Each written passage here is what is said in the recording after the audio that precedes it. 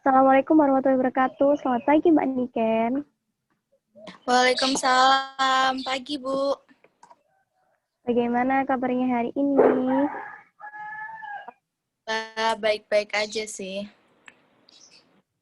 Kalau keluarga di rumah semuanya sehat nggih? Sehat, Alhamdulillah. Alhamdulillah.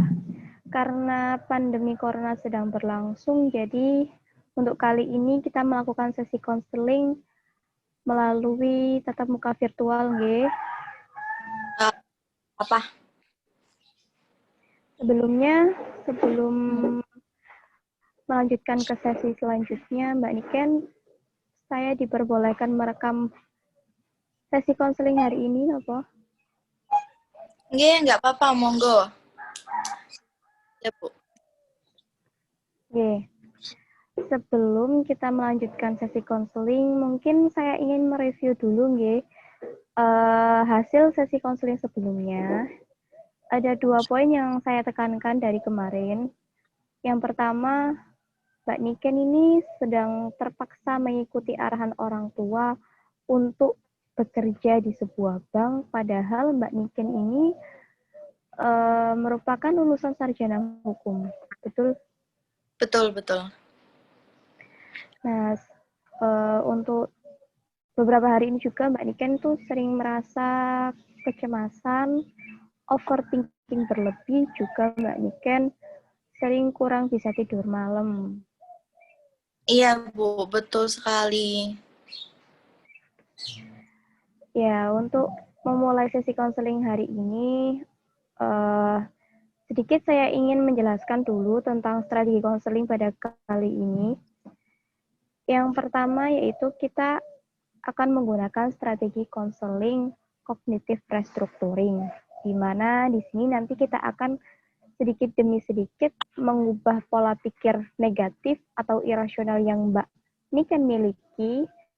Nanti kita akan ganti dengan pikiran-pikiran yang lebih positif dan tindakan-tindakan yang lebih positif.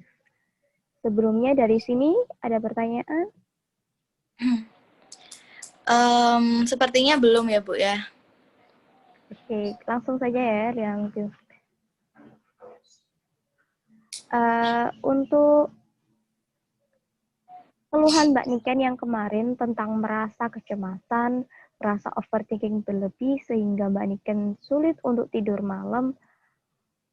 Adakah penyebab yang paling mempengaruhi menurut dari Mbak Niken sehingga Mbak Niken merasa kecemasan berlebih ini?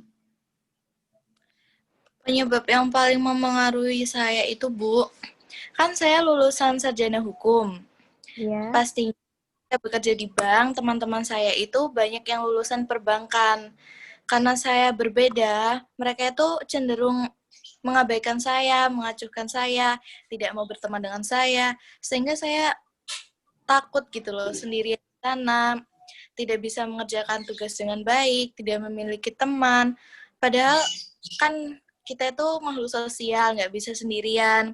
Saya butuh teman, saya butuh tempat untuk bercerita, dan lain sebagainya. Tapi orang-orang di sana itu tidak mau berteman dengan saya karena saya berbeda. Saya bukan lulusan perbankan. Jadi saya cenderung diremehkan gitu, Bu.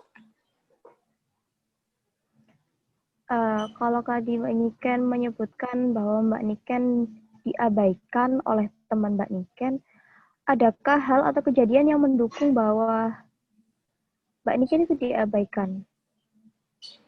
Ada, Bu. Contohnya nih, waktu saya diberi tugas oleh atasan saya tidak mengerti. Saya bertanya kan kepada teman saya, tapi saya tidak dipedulikan, tidak diajari, sehingga saya harus belajar sendiri.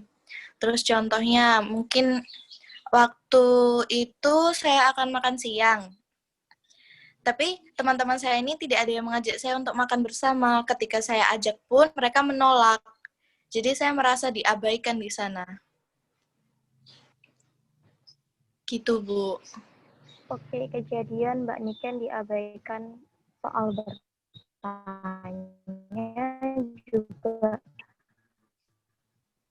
kejadian di mana Mbak Niken itu. Apa perasaan Mbak Niken ketika teman Mbak Niken menolak untuk menjawab pertanyaan atau diajak makan bersama? Ya sakit hati lah Bu, saya mikirnya ini kenapa sih, saya salah apa sih, padahal saya baru. Saya juga melakukan kesalahan, tapi kok saya merasa ditolak, saya kok diabaikan. Seperti itu Bu, saya mikir apa yang salah dari saya, apa penampilan saya kurang menarik, apa saya kurang pinter, dan lain sebagainya. Nah, dari perasaan-perasaan yang Mbak Niken ungkapkan tadi, dari sekian banyaknya itu Mbak Niken menonjolkan ke satu hal yang lebih mempengaruhi itu, yang paling pengaruh apa? Yang kayak tadi merasa Mbak Niken kurang menarik kah, atau kurang pintar kah, atau seperti apa? Saya rasa sih saya pinter Bu, tapi saya kurang menarik penampilannya. Jadi lebih kurang menarik gitu. Lebih kurang menarik. Secara kan Bu, orang-orang di bank itu kan cantik-cantik gitu kan. Dandannya pun bagus. Saya sendiri kurang bisa berdandan seperti itu. Jadi saya merasa saya kurang menarik, makanya saya tidak ditemani oleh teman-teman saya.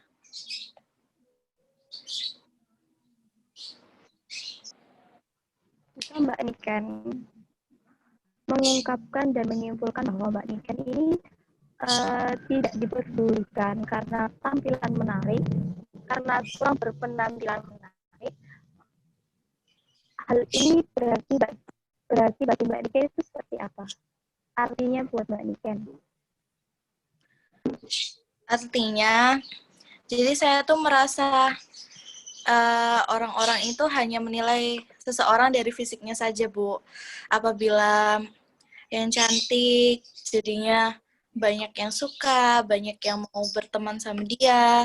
Kalau yang kurang cantik atau kurang berpenampilan menarik itu dianggap tidak penting, dianggap tidak ada, dianggap tidak perlu ditemani, seperti itu. Jadi saya sendiri merasa saya dianggap tidak penting gitu loh. Kamu tuh nggak perlu ditemani karena kamu kurang menarik. Seperti itu, Bu. Nah, jadi tadi Mbak Niken menyimpulkan bahwa dalam sebuah pertemanan itu mereka hanya melihat tentang good looking-nya saja. Apakah memang seperti itu, Mbak Niken? Menurut saya seperti itu, Bu. Nah, untuk selanjutnya kita akan melakukan analisis diri. Mbak Niken nanti akan menganalisis diri sendiri, menurut Mbak Niken. Nah, ini itu salah satu variasi teknis dari Dewey, di mana nanti Mbak Niken akan membuat 3 kolom. Nah, hari ini Mbak Niken sudah menyiapkan alat tulis seperti yang saya minta? Sudah, Bu, sudah. Ini. Nah, untuk pertama, nanti Mbak Niken di kolom pertama, nanti Mbak Niken bisa menyebutkan beberapa hal yang menyebabkan kecemasan yang Mbak Niken alami akhir-akhir ini. Kolom pertama ya, Bu. Ya.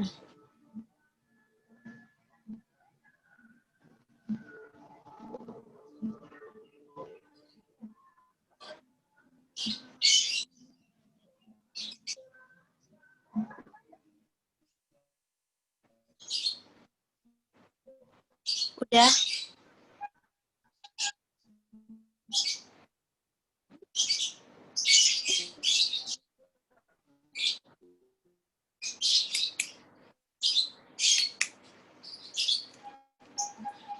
Sudah Mbak Niken? Sudah, Bu. Mungkin bisa dipaparkan apa saja penyebabnya? Penyebab kecemasan yang saya alami karena saya takut sendirian dan faktanya di tempat kerja saya sendirian, jadi saya merasa cemas apabila saya tidak bisa mengerjakan tugas-tugas saya di sana. Saya tidak ada yang mengajari, itu yang membuat saya takut dipecat, seperti itu, Bu. Terus ada lagi, karena penampilan saya yang kurang menarik, saya jadi terbuli di sana. Itu yang bikin saya cemas, saya takut dibully karena saya tidak bisa berdandan dan lain sebagainya. Gitu, Bu. Cukup 2 penyebab ini saja. Iya. Kalau tadi Mbak Diken menyebutkan ada 2, yaitu takut sendiri, juga ada takut akan penampilan yang kurang menarik. Dari kedua ini sebenarnya penyebab yang paling mempengaruhi apa sih?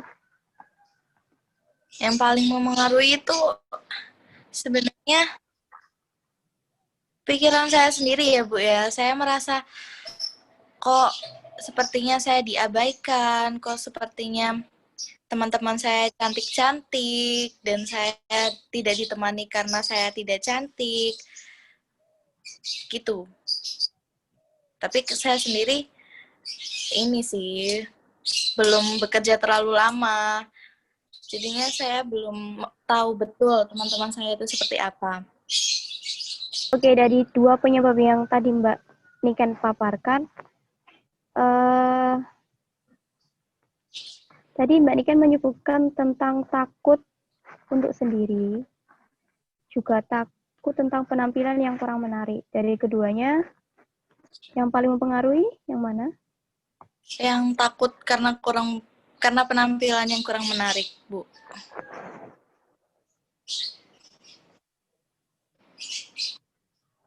Berarti penampilan yang kurang menarik ini sangat mempengaruhi Mbak Niken dalam kecemasan yang akhir-akhir ini. Iya, Bu. Nah, untuk kolom kedua ini Mbak Niken cukup menjelaskan tentang proses pemikiran Mbak Niken ketika kecemasan dan overthinking ini berlangsung. Mungkin dari awal dari Mbak Niken merasa diabaikan sampai proses pemikiran-pemikiran selanjutnya. Karena waktu kita terbatasi dan aplikasi ini memang tidak bisa dibuat lama, untuk kolom kedua mungkin bisa dibuat Mbak Niken sebagai PR. Untuk sesi selanjutnya nanti saya akan bisa kasih ke saya, nggih. Nggih. Nah, sebagai relaksasi saya akan mengirimkan salah satu video untuk Mbak Niken agar malam nanti bisa tidur dengan nyenyak. Iya, terima kasih, Bu. Untuk sesi konseling hari ini, apakah ada pertanyaan? Tidak. Baik, terima kasih atas partisipasinya Mbak Niken. Semoga sehat selalu beserta keluarganya. Terima kasih. Waalaikumsalam warahmatullahi wabarakatuh. Waalaikumsalam.